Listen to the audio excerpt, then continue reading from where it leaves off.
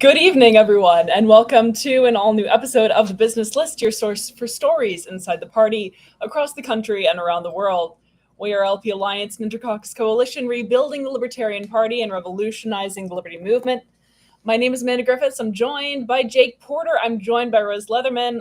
Not joined by Kyle Davis. He's just here. Everyone, how are you doing? Even more so than usual. I think he's only semi here tonight.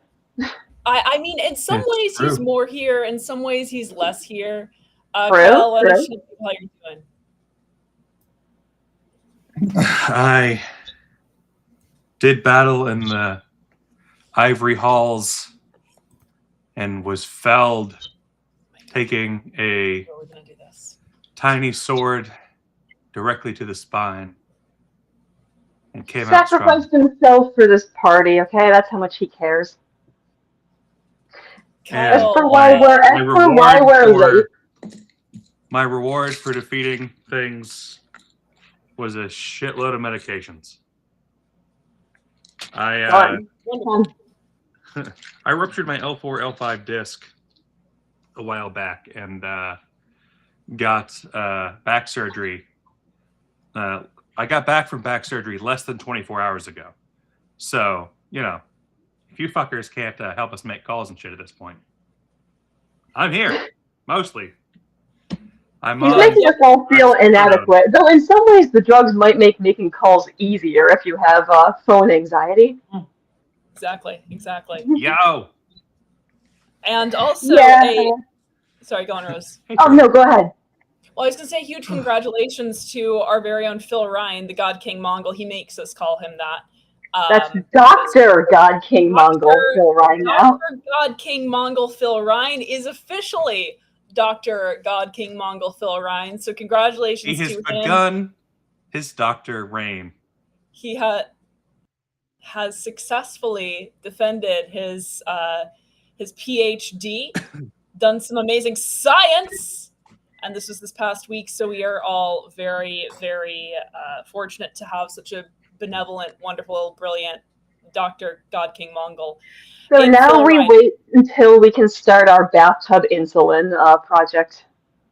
Exactly. But we have so many stories to get to, apart from what's going on in LP Alliance. I guess we'll start within the party because we do have some fairly breaking news at this hour.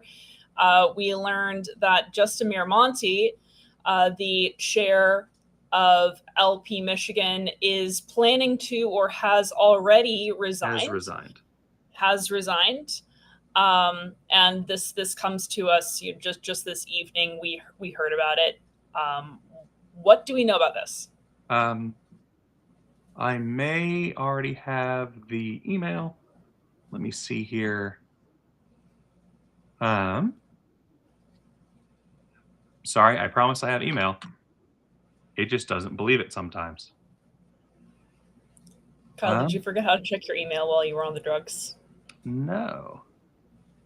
Hey, at least he remembered to wear clothes, okay? There was some concern about that. There was some concern about it.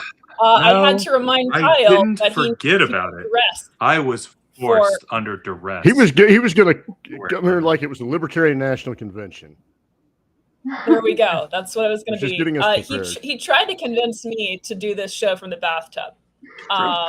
So just be fortunate that I have more wherewithal than he does at this hour. As long as it's a bubble bath and you've got a nice layer of bubbles. It was not a bubble bath.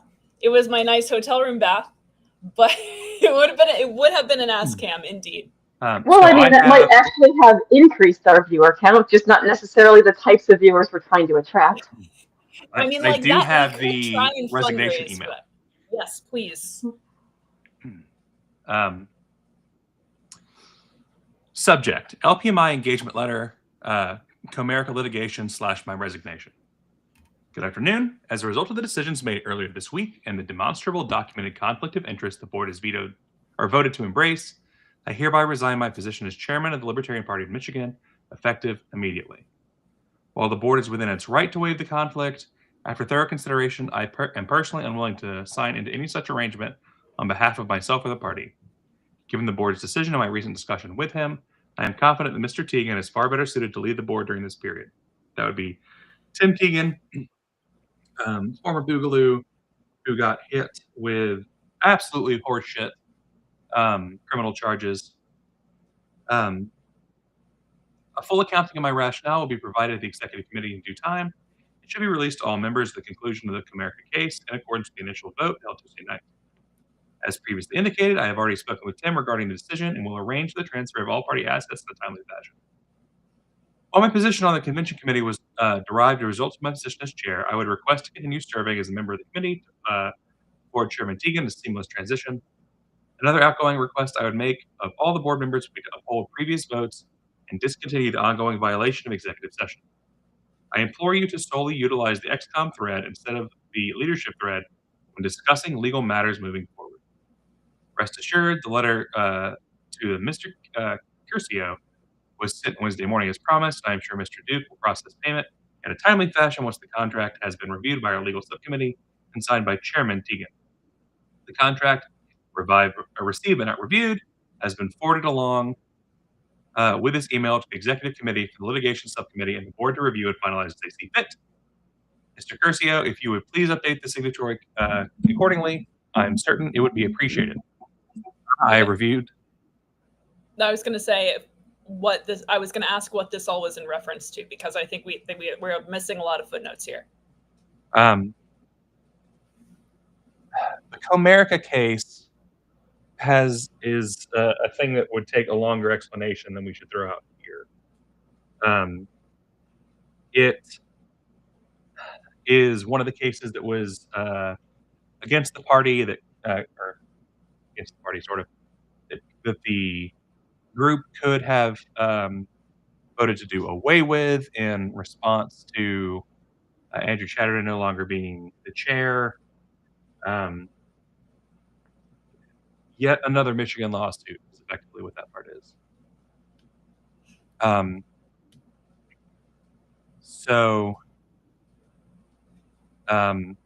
He then offers advice regarding the motion presented.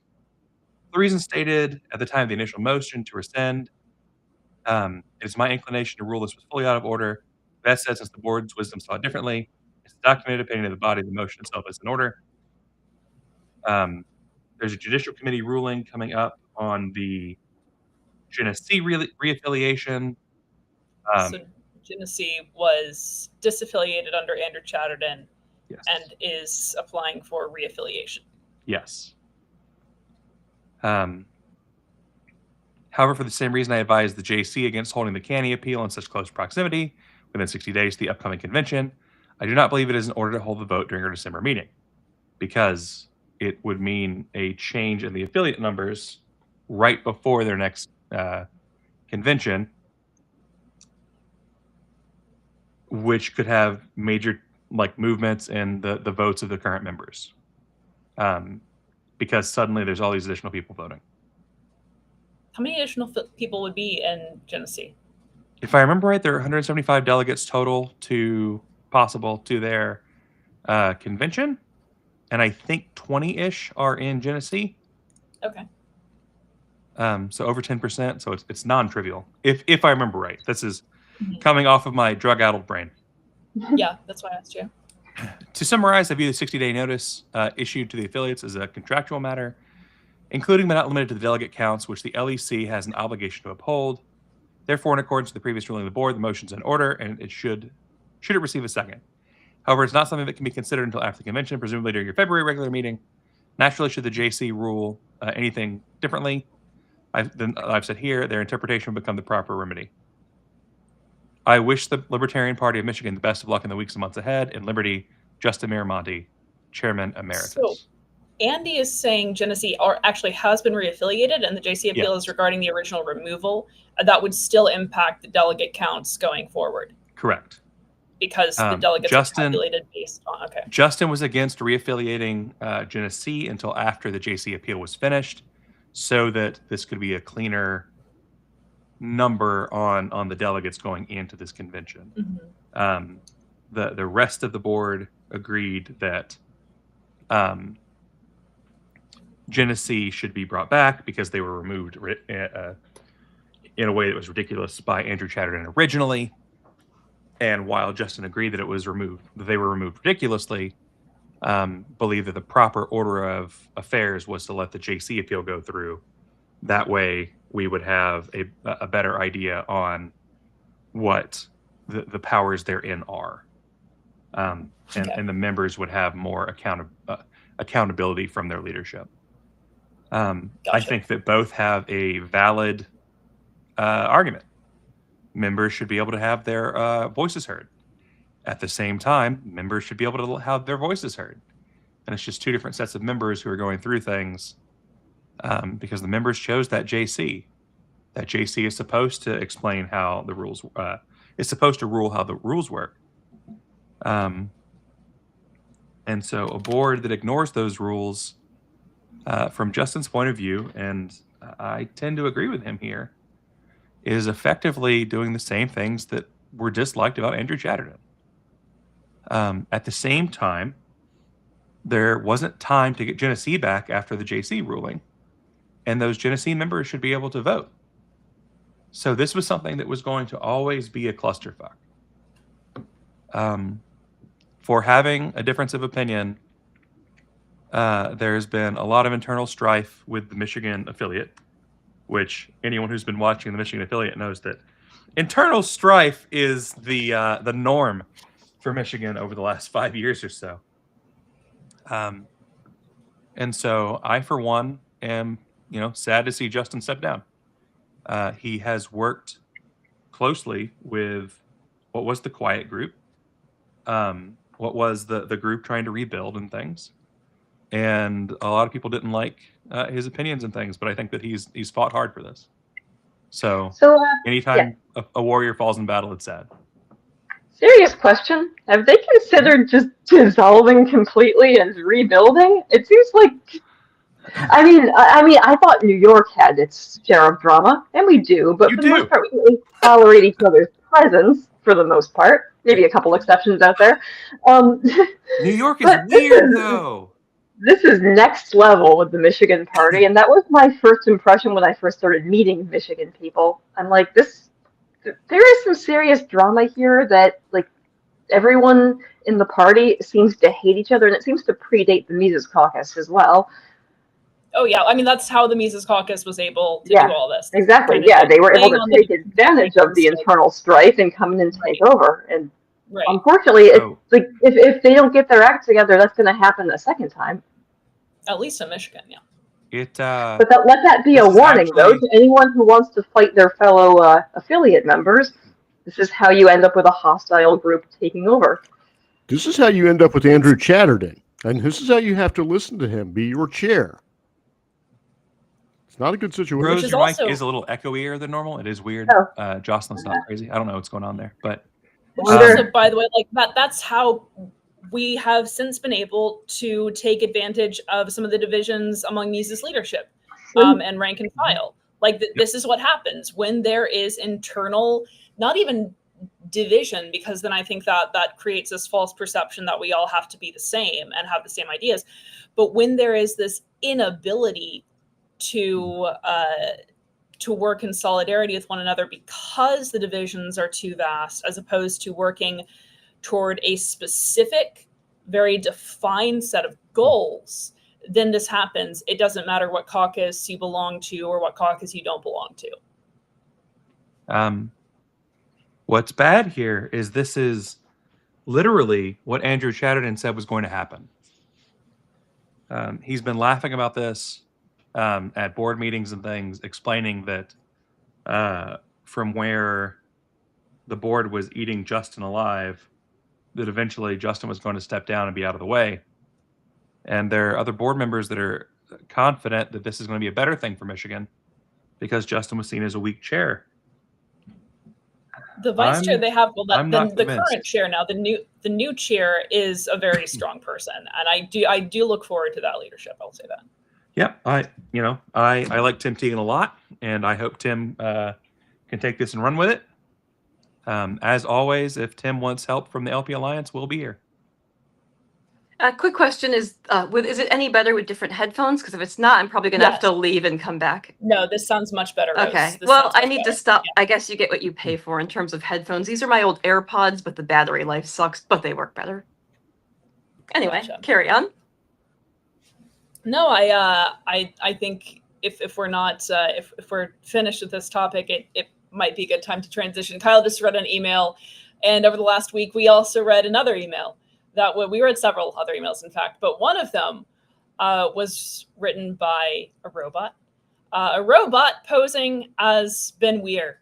So, the prelude to this is that a couple months back, I believe, I might be getting the date wrong, Brittany Cozen sent an email to the LNC and had used an LLM, I don't know if it was ChatGPT or some other LLM, to write the email.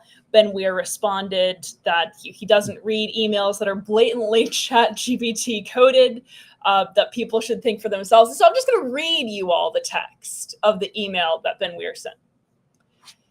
To the members of the Libertarian National Committee, I am writing to formally call for the censure of the Libertarian Party of Ohio for actions that obstruct real-world liberty in our lifetime. By running a competing gubernatorial candidate against Vivek Ramaswamy, ellipsis instead of an M dash, a former Libertarian Party national member and the most significant opportunity for mass-scale deregulation and dismantling of the administrative state in modern politics, ellipsis to conceal the M dash, LP Ohio is choosing symbolism over impact. Can't even get through this. This is not a typical partisan race. Vivek represents a rare convergence of public influence and an explicit commitment to tearing down the regulatory regime. Undermining that effort does not advance liberty in practice, ellipsis. It weakens it. Whatever one's views on party purity, the real-world effect of this decision is to increase the likelihood of an establishment pro-regulation victory. If the Libertarian Party is serious about being a vehicle for actual freedom, ellipsis, not just protest, ellipsis, this kind of strategic obstruction cannot go unchecked. Censure is necessary to set a clear boundary, affiliates is not capitalized as you would typically if the colon precedes a new sentence. Affiliates cannot sabotage the most meaningful deregulation opportunity of this generation while operating under the LP banner. Respectfully, Ben Weir, Region 6 alternate.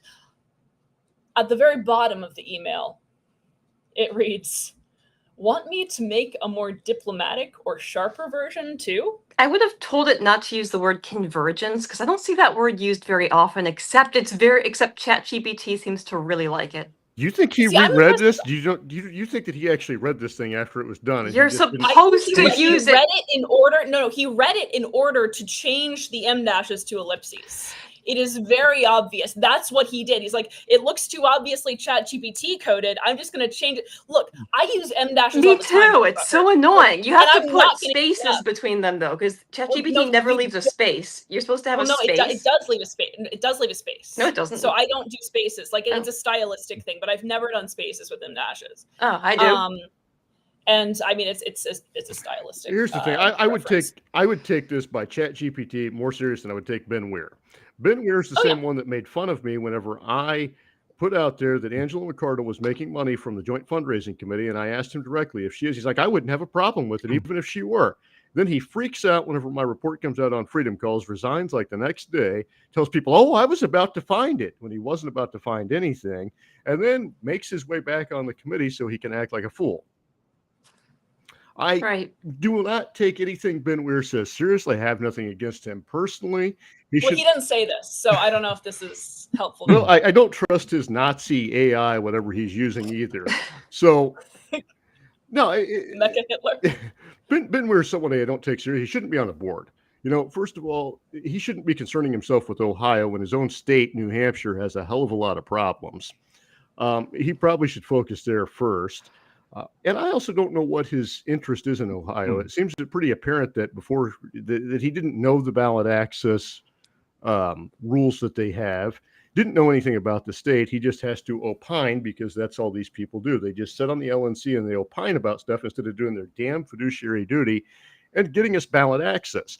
Another thing that's come up is these people that are anti-ballot access on the LNC. They're anti-having our candidates on the ballot. They don't want to fund it. They forget that states have some states it's more difficult. And what we all do is we pull our resources together. We help out the states where we can. If not, we will fall apart completely. We have done that. That has been one of the biggest successes of the party is the 50 state ballot access which we used to have. And they want to just piss that away. They don't care about it. They want to turn this into a social club, a more boring social club than what the pragmatists had us as. And it's going to go nowhere. Ben has actually asked me to be on his show on this topic. So why would you? I will be. On ChatGPT. You should just show up. Yes. Show up and ask ChatGPT all the talking about all his questions. Show up with your computer and just be typing in every question. And you just. But you no, know how long? that if I was using an LLM, it would be Claude and not ChatGPT. Oh man! Claude designed me some architecture to talk to Ben with. We gave it away though. It would have been funny to see how long it took him to figure out that you were reading off of ChatGPT. So that'd be pretty great. He actually sent me a pretty thoughtful message this morning about the situation.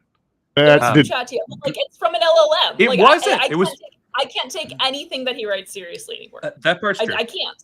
That part's true. Unfortunately. And by the way, I believe fully in public shaming for people who use LLMs. I don't care what you believe.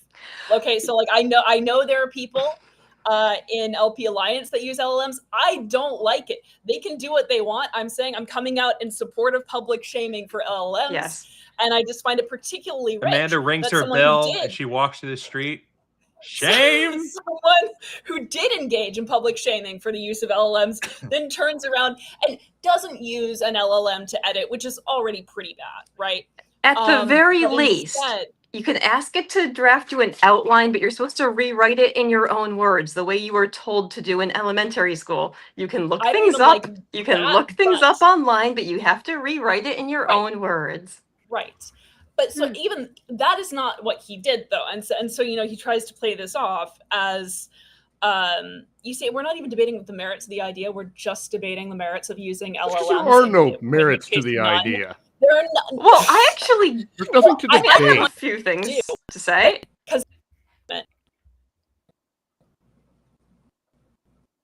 Oh no, the hotel got Amanda. No, I'm here. Hotel internet has eaten Amanda. I knew I should have paid for the more expensive hotel internet. But Ben's asking if I would come on and give the LPA view and my view on. There is no view. It's the right view. It's the only view. You're a political party or you're not. There's no view to give. Well, so here's the thing. The goals and aspirations of the party in the future. Oh, it's to drop out and kiss Republicans' ass so they can continue to give us more ass to kiss, as Lee Wright said. That's exactly what they want to do. Right. Like, go ahead. Ben Weir does not care.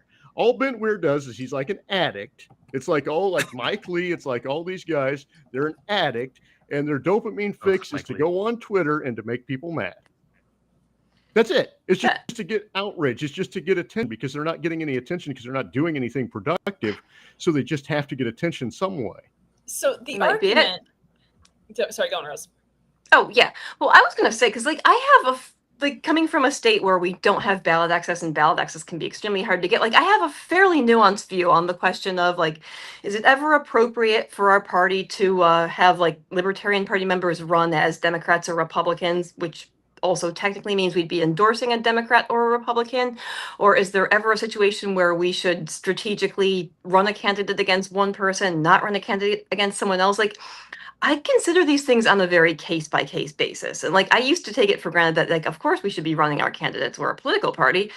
I just remember during the COVID years when you'd have a state that was slightly less bad than any other state on COVID restrictions. You'd have someone running for office that was still not libertarian at all, but they were slightly less bad on things like lockdowns or vaccine mandates or something to that effect. And you almost feel this, you're for the first time, I'm maybe it would be best not to run a candidate against someone who wants who wants slightly fewer power grabs, or it was a valid question. There are situations where you do have to question, okay, is is there ever a situation where you shouldn't run a candidate? Is there ever a situation where you do want to run a candidate to deliberately try to split the vote for someone else? Or so again, I consider all of this on a case-by-case basis. However, if you're actually amongst party leadership, you do have an obligation, because when you agreed to take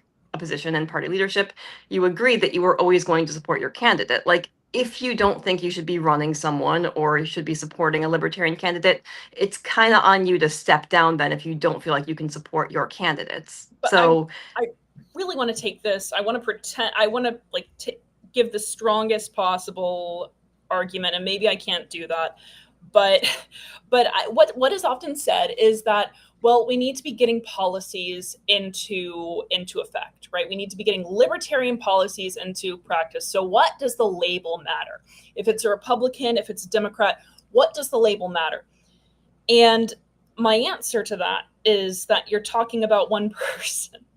So if you are running a single person who has some libertarian viewpoints, not a ton, but has some libertarian viewpoints, and you are thinking that if we just do this at scale, we can somehow create libertarian policy decisions, you're out of your damned mind.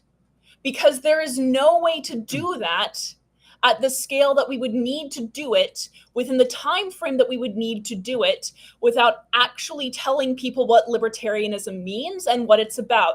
And it doesn't mean Republicans, it doesn't mean Democrats, it's not about them either. It is about people being self-owners. And so in order to galvanize that, you go to the people to do it. What that requires is marketing things as libertarian. Ideas, candidates, campaigns, issues, whatever else. You do it, you market it as libertarian, you get into these high publicity and high visibility races like mayor, like governor, like president, Senate. And that way the eyes are on the candidates and people can give that stump speech for liberty. And again, help recruit new agitators, because this has to happen at the grassroots level as well as inside the institutions of power. And you know how it's never going to happen? It's never going to happen when you got a national party that's worried about electing dog catchers and school board members. Yes. well, look, at the local level, like I think it's a vacant race, so it must be really important. I think at the local level, you can, like, I am more worried about policies, and that's like the local level is where I'd be more open to the idea that, okay, we can make deals with some of the other parties potentially, again, case by case basis, if we can get some policies. At the like state or US Senate or presidential level, though, I mean, no, like that is where you have you run candidates for the sake of recruiting people to your movement. And I guess I just, given what's happened over the past year, endorsing someone like Vivek, okay, he has said some okay things, but endorsing someone on the statist right and trying to implement the paleo strategy again, when this has proven itself to be a failure over and over, just because they give lip service to being non-interventionist and only pro-free failed market. horrifically 5 times, Rose. It's not like these are the same people that told us to go out and vote Donald Trump so we could tell kids they didn't need, more than 2 pencils and more than 2 dolls. Yeah, but they apologized for that. So Right, they've Some of proven themselves to Some be of them. they're so they wrote pro-free op-eds market. and everything, Jake. I don't know what you're talking about. There were some very, very plaintive op-eds. And to be clear, I'm not in love with the libertarian. I think that you probably could have found a stronger libertarian candidate in Ohio. So this is not about the particular There candidate. is now a libertarian race. All right. It is no longer guaranteed from one person. All right. Sounds good. I love it. The one person who had been announced had not been officially endorsed. And they are going through a thing to decide who they're going to endorse there. That candidate is actually a good, strong libertarian, but he's historically had some anger issues, is how I'm going to put it. Mm-hmm. And so the hope is that he has worked past that, but also we have, a little bit of a competition so people can actually decide if that's what we want for the party or not.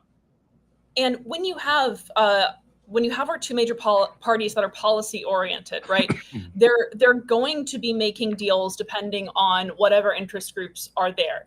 So in order to actually, even if you have a libertarian elected, especially if it's a libertarian with an R or D actually next to their name, you need to make it impossible for them to do the convenient thing. There needs to be an organic, popular demand for change, and that doesn't happen in the name of libertarian ideas without marketing those ideas and those candidates as libertarian. End of. And you can make that argument without an LLM. It's true. You can make that argument without an LLM. I mean, I feel like Ben Don't I've you? seen Ben, I think I've seen Ben Wright. Like, maybe I don't know now. Like, I don't trust anything that I read from him anymore. Maybe this needs to be like if you're running for like the communications division or something. This will be like this should actually be a test. Like you're given a topic to write a social media post on, and you have to do it without using AI. Do they Right. do they have like a Mises AI that just Oh posts god. that nonsense? But it's really interesting because I know people in the Mises caucus that hate LLMs and like absolutely despise them, and then there's some that rely on them, and so it's really interesting to see that split. It's very interesting. Feel like we've done this today. Oh, by the way, is it just a final note on Ben's excuse for why he used an LLM was that he was so angry, guys. He was so mad, and he needed to use the LLM in order to tone down the rhetoric. I wish he would be that angry over Angela McArdle's theft, but It's not the yeah. I mean, to be fair, he did briefly resign over that, but He did also like he sort of apologized for it in the message to me. It was not a full apology, but it was very much a. did he apologize for the stupid take? Did he apologize for the stupidity? Or just Honestly, So using what it- he apologized for was so he posted about this on X as well, and if you saw the post, almost every one of the people saying they were against Vivek were racist, and so he had sent a message saying that he can completely understand why libertarians find issues with Vivek. He's far from perfect, but what he can't stand are people like this. And he showed where someone had sent a thing saying, "It won't let me comment it, but I hate Vivek because he's brown." But we had which is people that shitty. hated Chase Oliver because he was gay, and he didn't seem to It's true. get all upset about that one. So Yeah, there are I people gotcha. who hate Vivek for the wrong reasons because yeah, there are people that yeah. hate him because he's a Hindu. There are people that hate him because he's Indian. Yeah. is he Hindu or He is he? is- Like, he I is a Hindu, genuinely yes. don't know. Okay. Yeah, that was And- something that was attacked. I don't know if it was Ann Coulter or I think it was. It said that he was going to. It said But- some very nasty things about him being a Hindu and him having Hindu gods in Yeah. the White House. Yeah, there were some dirty He- attacks. Yeah, there He did were admit that he people got carried angry away over here. I promise you, the statues can't be any more garish. They'll be much less garish than what Trump has right now. So I don't care about the Hindu statues at all. You don't think that gold toilets are the peak of chic? Epitome? No, No? I don't. But No. all of the Trump airline planes painted gold had golden toilets, actual gold-plated toilets. That seems If Trump something. ever went into a Hindu temple, he would love all the gold and all the statues, and he would try to replicate. he the White would House walk like that. out with the dot and in the full garb and announce he's Hindu. I could see that, and that he's God, because that's what Hindus Yeah. believe. I he know would- he thinks that though. He's like, He somebody would come tells him out he's and God, announce and that he'd be he like, was the latest God. like the I- incarnation of Vishnu, yeah, he's the latest incarnation of Vishnu. I know how you the guys know these destroyer. things. That's the one that destroys us all. But anyway, No, he would. Vishnu's Well, you know who's the No, one but- who destroys in the Trump and sorry, did you have another close? Because I had a segue, but now it's ruined anyhow. So. It's all good. You're good. Well, so the great destroyer in the Trump administration, alongside Donald Trump himself, of course, is Secretary of War, Pete Hegseth, or as a certain chair candidate named Rob Yates calls him, Pete Kegsbreath. So Pete Hegseth has been getting his jollies off of bombing boats, and now we have a recent oil tanker seizure. So here's what's going on. Everyone. I opened the wrong set of notes. That's wonderful. So happy about that. So yes, as we now know, there were on the 29th of November, the ranking Republican and Democrat on the Senate Armed Services Committee said that they were going to take bipartisan action to gather a full accounting of an operation that took place on the 28th, where 2 people survived a first strike on the 2nd of September on these boats, and that Hegseth had ordered a second attack to kill them. Now, Hegseth, for his part, said that the report was fabricated, inflammatory, and derogatory. Pentagon spokesman Sean Parnell said the entire narrative was false, and of course, this does qualify as a war crime if it is true. This was not discussed with Congress. The White House and Donald Trump did confirm that there was indeed a second strike, but Hegseth said that he didn't order the second strike. So now I'm very confused. However, it has So come who out that said they waited kill them all? 45 minutes between the 2 strikes. 45 does. minutes while people were clinging to pieces of rubble trying to survive Which before they bombed them a second 100% time. makes it a war crime. Yeah, and after World Yeah, that War makes II, it there were- worse. That makes it worse. after World War II, there were Germans that were executed for doing something almost identical. So, but I have to give Senator Mark Kelly a lot of credit here. He's done something most Democrats won't do. He must have either suspected that war crimes had happened or knew, and then put out that video that only said, you don't have to follow any legal order, which everyone's been in the military knows. And they freaked out. Trump talked about hanging him. Hegseth talked about calling him up to active duty so they could court-martial him. He never accused anyone. And then this comes out. And, Mark Kelly has them right where he wants them. And I would say he's actually got a good shot at being the nominee for president at this point. And, anything can happen. But for him to do that, this stuff I want came to out see there. Mark run with Chris as his VP. Chris. His brother. Okay. The Oh. twin Kellys, both Yes. astronauts, should Yes. run for president and VP and be like, we are Why? the only presidential ticket in history where you have a backup. An And he's been- identical backup. One of us isn't there. You don't even know who's up. Is that how you think twins work? They're That identical it's just twins. literally the same They have person? literally the same genes and everything. And in this It's like particular me case, and Rose. exactly. They've Yeah. both Except been only astronauts, they've one of both us been has military. the ceremonial leather jacket, and I never That's well, I'm never allowed to wear it. Okay, I Oh, have okay. not reached that level there's yet. the backup. I'll send you For- the backup. I wore it as For Trump. this moment, gotta say, if you want to see Rose in a leather jacket, help us get Libertarians to Grand Rapids so that we have spare money afterward to get Rose in a leather jacket. Support Yes, the donate LPA to over the- beside Amanda. Donate to the Rose Leather Nice. Jacket Fund, please. It's I'll true. never reach Amanda's level until I have one of my own.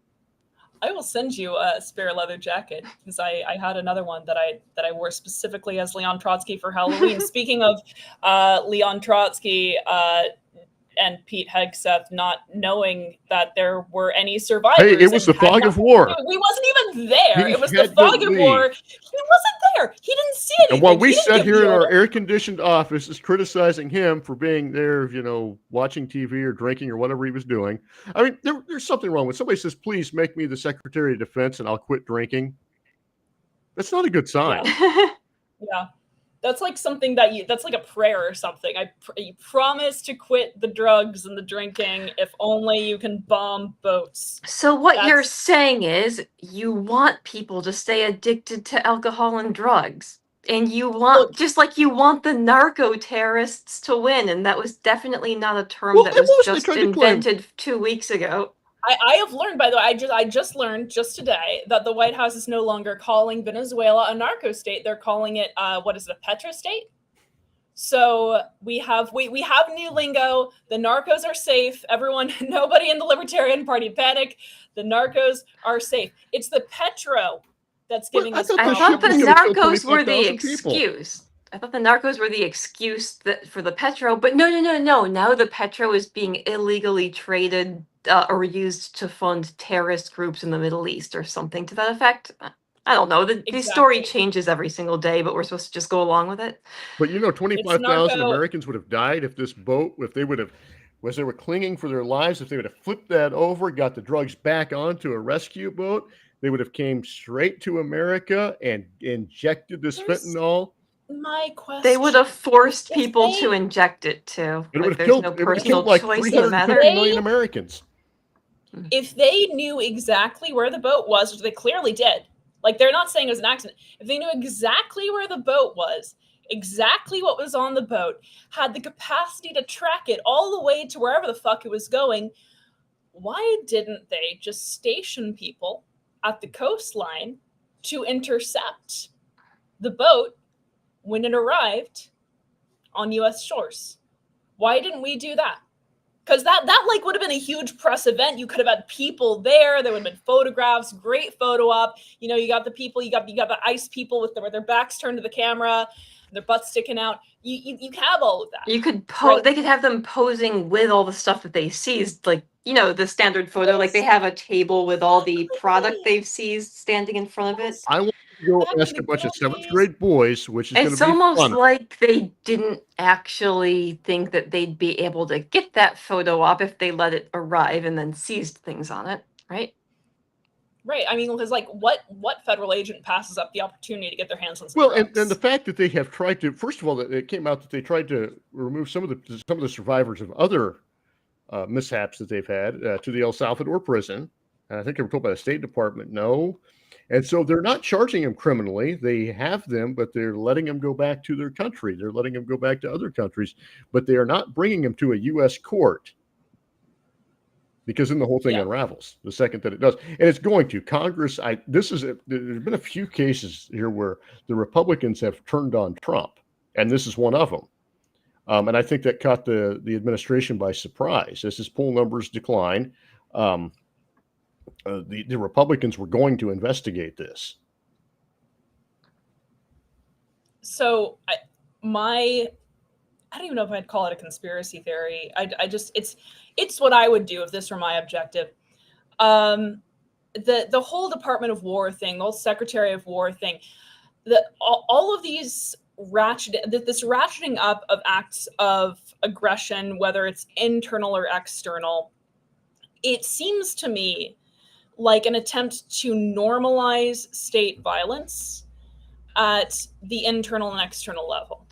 Right? Like if you just know that the administration is the kind of administration that's going to blow up survivors clinging to boat wreckage, you are probably also going to slowly begin to expect, not that you'll approve of it, but just kind of expect that people are going to be disappeared and that there's going to be, that there's going to be military in the streets. There's a slow march toward democide here. There's a slow march toward demo terrorism.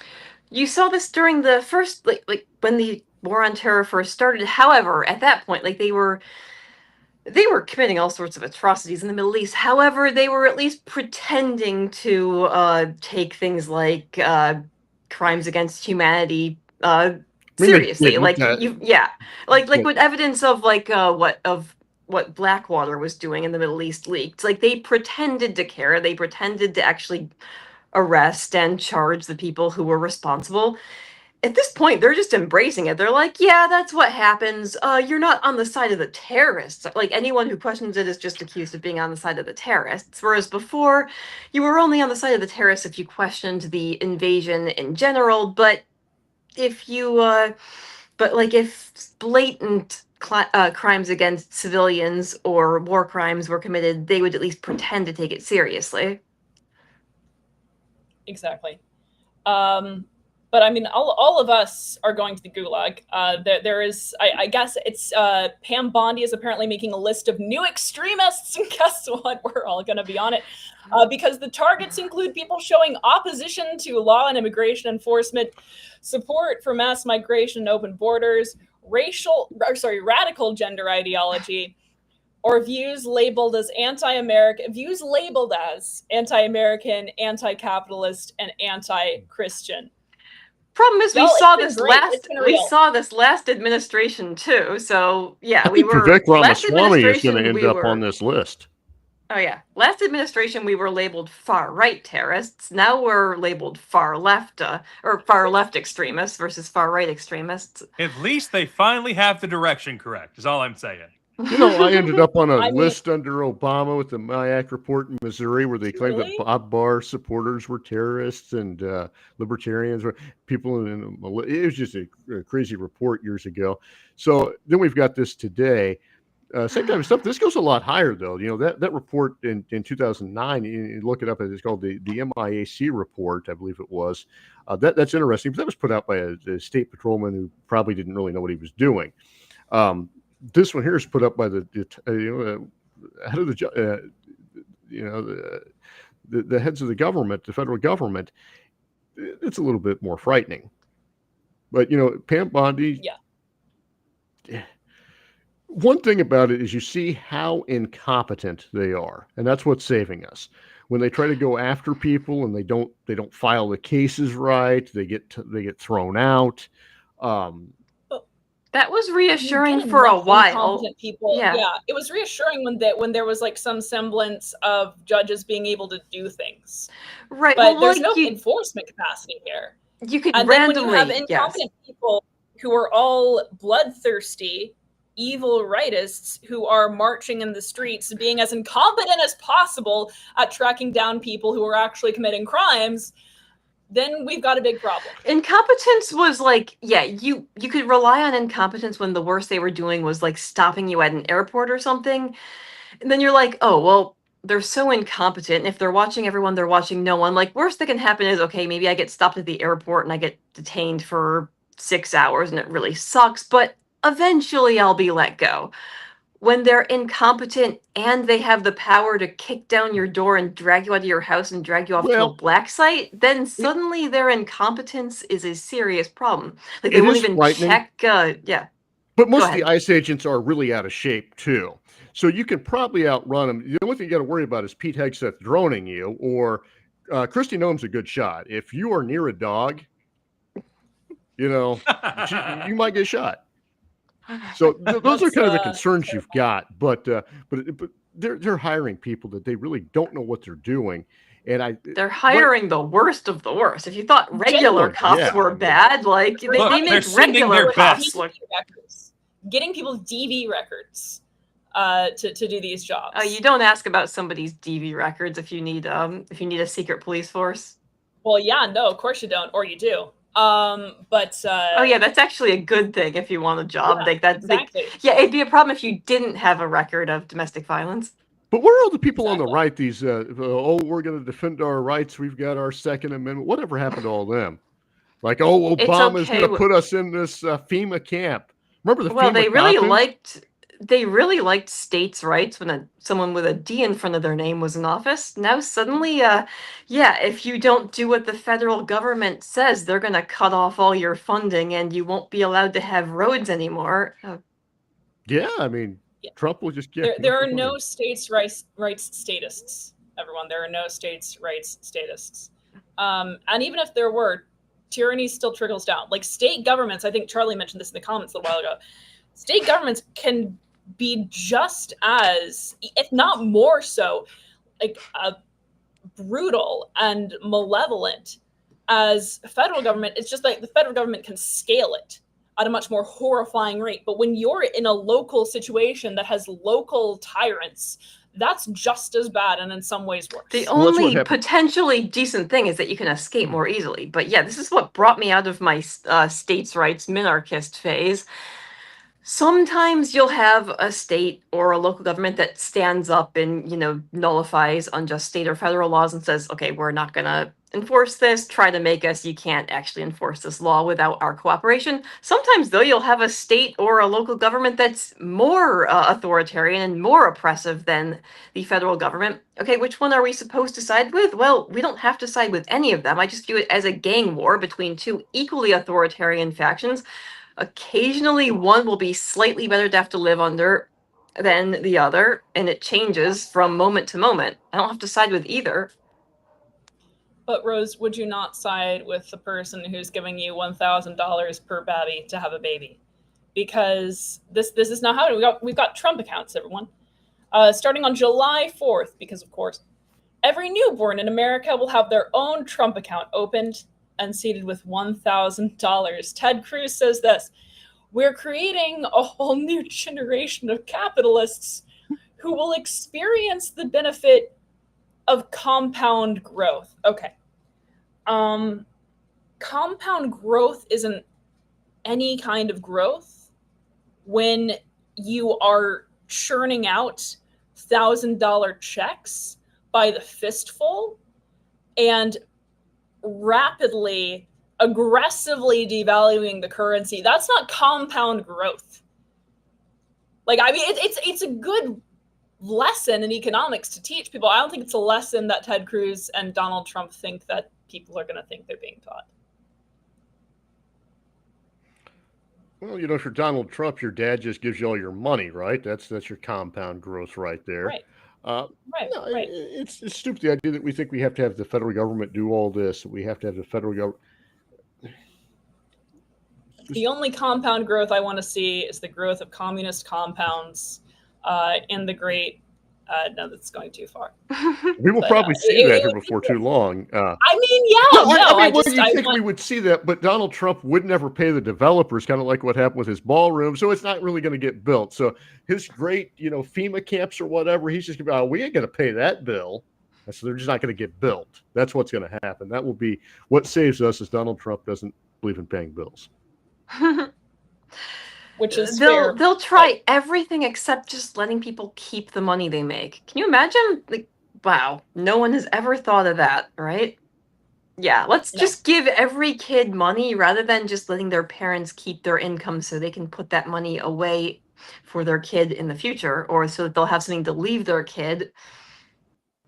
Nope, that would not, that might, the problem with that is that might create people who are independent and don't have to rely on the state, and that's a problem if you're an authoritarian state.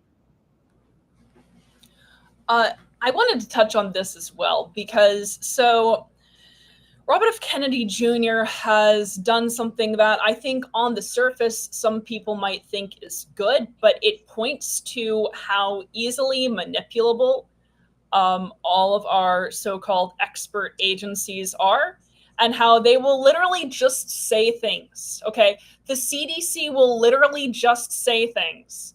And here's some evidence for that. So, Health Secretary Robert F. Kennedy Jr. personally directed the USCP to update its website to contradict its longtime guidance that vaccines don't cause autism.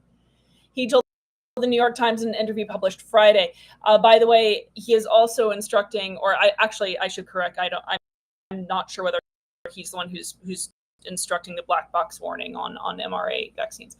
But yes, so all of a sudden, update its websites to contradict what it was previously saying about vaccines not causing autism. If this teaches us nothing else, I don't care where you are in terms of the vaccine debate, it should tell you that our government agencies, our so-called health experts, are not any kind of expert, apart from experts in following orders. They're not doing the science. Well, We've known that for a long time. RFK Jr. is here because he was put up to run for president. That way he could drop out and help Donald Trump. That's why he's in this position. And in exchange for it, he got a cabinet position. In exchange for it, he got to have these joint fundraising committees and PACs that funneled all kinds of money for ads for Donald Trump. And then, that's all it is. It's a giant scheme. And that is how that is the person who's going to make decisions in charge of our health. A person who, shot up heroin for how many years, a person who finds a dead bear and then decides to eat it, a person who's sawing off the heads of whales, eating goats. That is who we're going to put in charge of our health. That's who I want to take medical advice from, Robert Kennedy. I mean, Robert F. Kennedy survived the brain worm. So there is that. He did. Must be doing something right. Maybe it's the bear meat. I don't know. Yeah, Kyle, you're very hard at work over there. Sorry, go on, Jake. Oh. No, Kyle was formulating an opinion, so you can talk while Kyle's hard at work formulating. He's waiting to see what Chat GPT tells him his opinion think should be so. on. I think so. He's learned from Ben Weir. Exactly. Kyle is gone now. The AI He is. has him. True. We need to just as accept our Josh new. says. Yeah, and you got to take Kyle your grandchildren to GPT. swim in sewage. That's also RFK Jr.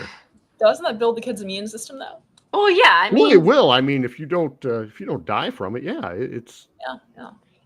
I played in the dirt as a child and didn't wash my hands when my mommy told me, and I turned out just fine. Never had Rose measles turned out a parties. libertarian. I No, did not. That but was I my remember- mom's I remember generation. coming with that. Yeah. Bring back Chickenpox to parties and whatnot. smallpox parties. RFK Jr. We're building up a herd immunity. Lousy. Circling back, as Jin Saki would say, that's a throwback to the Libertarian Party. We have word now, as of the in-person LNC meeting this past weekend, that the LNC is apparently pursuing charges against Angela McArdle. This is, again, fairly recent news, but it is indeed true, confirmed by Stephen Nikela, chair of the Libertarian Party. So that this is a step in the right direction, although it remains to be seen just how far we're going to go and just how seriously people are going to take this. But yeah, charges being pursued against Angela McArdle. Thoughts? Isn't this a waste of money, everyone? I thought we needed to be saving money. What is this? As we've talked about before, as libertarians, we are against fraud and coercion and all of the other things that Angela McArdle did. And since people like to talk about the NAP as much as they do, as we've talked about in Solidarity streams and on here before, the NAP comes from self-ownership rights.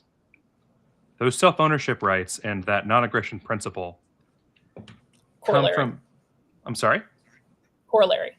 If the self-ownership is the principle, then the Sure. non-aggression is the corollary that Yes. drives the principle. People Sure. make that mistake all the time. Yes. They Yes. try to use the NAP as their starting point rather than the principle of Yes. self-ownership. Anyway, go ahead. I stepped to it secondly, but yes. The non-aggression corollary means that if there is aggression, it must be responded to. And not just aggression against you, but aggression against anyone. The entire point of self-ownership is that the only way that you can truly own yourself is if everyone owns themselves. What McArdle has done is take that self-ownership away from many of us. And so we must, as libertarians, respond in kind. Not in kind by committing fraud, but by fulfilling the duties of stopping that fraud and getting that money back. It's not about whether we can make money from it. It's not about whether we are going to get all of our money back. It's about the fact that the only way that you have your true self-ownership is when someone takes it from you, you fight for it back. And if they take someone else's self-ownership, you fight for theirs back too. She attacked $50,000 from this party, and as someone who has seen the donations, we often have donations that are $1 and $2 and $3. If you think about the number of libertarians who had their money stolen, directly or indirectly, she committed a fraud against potentially thousands of libertarians and thinks that she shouldn't have to pay that back. And it's more than And the that. There were only way people that we were can laid stand off. here, yeah, There the were only people way that we were can laid stand off here that as were the doing party of fundraising. principles is to go after her ass. Right. And look at how many people probably would have donated, except now that they found out that someone in a position of party leadership, someone who is the chair of the party, potentially stole tens of thousands of dollars from the party, and the party did not appear to be doing anything about it. I feel like that is going to make a lot of people hesitant to want to donate going forward until they see something done about it. It's going to take a long time to restore faith in the Libertarian Party. So, I mean, yeah, the sooner we can get started on taking measures that will restore people's trust, the better. But we've got quite the uphill battle. By the way, Kyle in his drug-addled state said something somewhat important that I want to touch on again. which has to do with the obligation to defend self-ownership for everyone. So if it's a principle, right, that means that it applies to everyone. If it is a principle, that is the starting point for political action and behavior. So if your principle is self-ownership, that is universal self-ownership. It is both individual and collective thereby. So what that means is that if you witness a violation of self-ownership and do nothing, then you are not just denying the self-ownership of that individual, you are denying your own. Because then it's no longer a principle, it's conditional. And conditional principles don't exactly work if they're affirmative. So that is an important thing that Kyle accidentally mentioned. What are you doing up here? You look like you're shaking your arm. I am. He just does things. He just do. does things. Jake, save us. You look like you have a comment. Well, there's also the moral hazards this has created. Once people see that they can create basically a cult of personality and they have their own group that will never go against them, it lets other people think that the next chair that they have, that they can do something wrong and that no one's ever going to call them out. They're never going to have to pay for what they do. It's something that's happening in our federal government, right? They're acting like there's never going to be another election. There's never going to be another administration, and they can do whatever the hell they want. Well, where's she getting her ideas from? Who did she idolize? That's right. And I think the idea was that they would hand over the next chair to a person that wasn't ever going to look at this, and that people would just forget that Freedom Calls ever existed after a while. They would end the contract, after a certain amount of time, and no one would ever know. And that's a good chance that's what would have happened. I think she expected to have a job with the administration and be untouchable by the time anybody noticed. Well, that was probably true as well. But, she set up this thing as kind of testing it. She hired him, or her domestic partner, her boyfriend that lives with her, hired him without board approval just to see how they would react. And what did they do? Yeah, we really don't like it, but we're not going to do anything. And some good people were on the board that did that. So good people were part of that decision. They may have put a policy, but she took that slap on the wrist and said, they don't care. I don't want it to come out, but if they find out, nothing's going to happen. And I think even after it was found out and I put that report out, it's like, oh, nothing's going to happen to me. It wasn't until she realized that they were serious about it.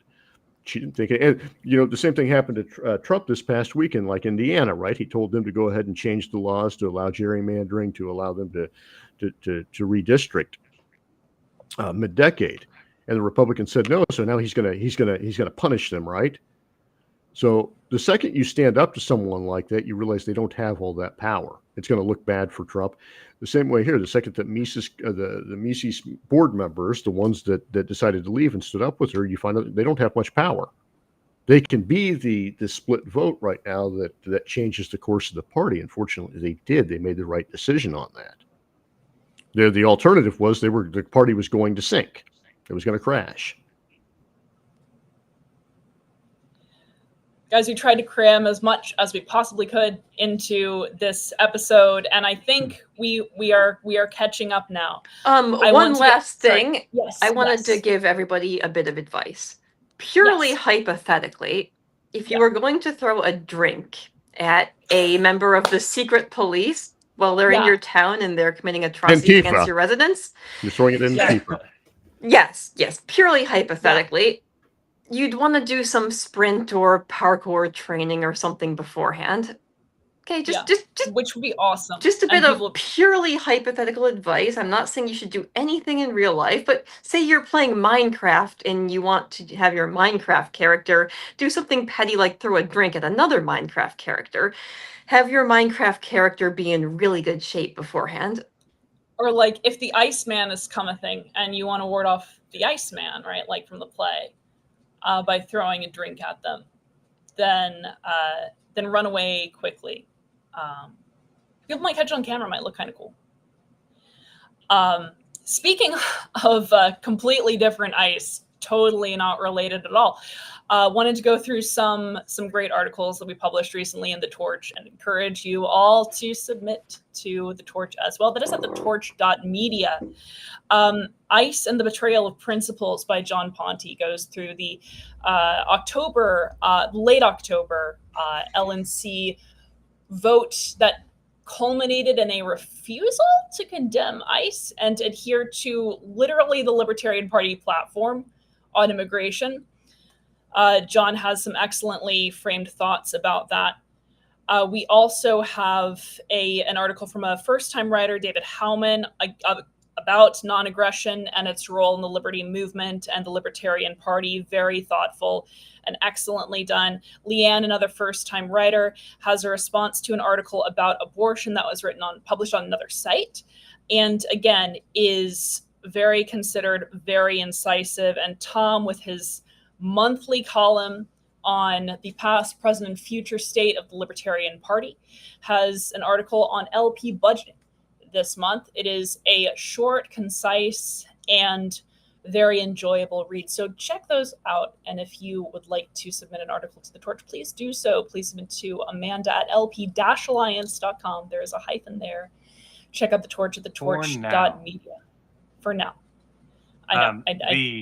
The LP Alliance domain is up. The LP Alliance emails are now working. Yes. But we do have to actually hand them out. And by we, I mean me, which means I have to be a little less high than I am right now. Only slightly, though. We like high Kyle.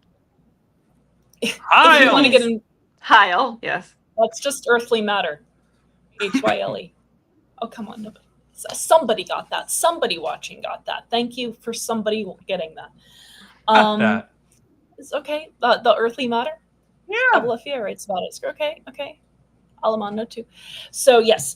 Torch.media, go to discord.gg/LP-alliance. You can join our Discord and scan that QR code. That's going to get 100 Povertarians to convention, but we need your help to do that. It is the easiest way, at least time-consuming way, probably the easiest way to become a part of what we're doing, and it is a critical part of what we're doing, so please do scan that code and get involved. We are always stronger with you. Until next time, everyone, we are the Business List. We're gonna say anarchy.